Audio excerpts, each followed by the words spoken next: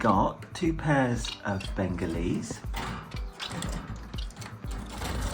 a pair of red Canaries, 2 hens, Budgies, and something a little bit left field, a pair of Borks. So let's get these into the flights.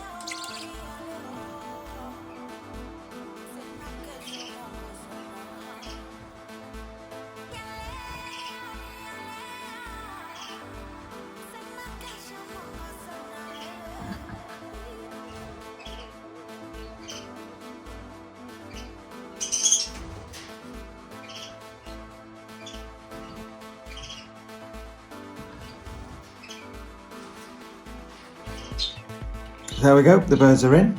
Thank you very much for sticking it out. If you haven't already, please like and subscribe. In future videos, we're going to do some species spotlights, including mutations of the budgies, what to expect out of the pairings when I put them together.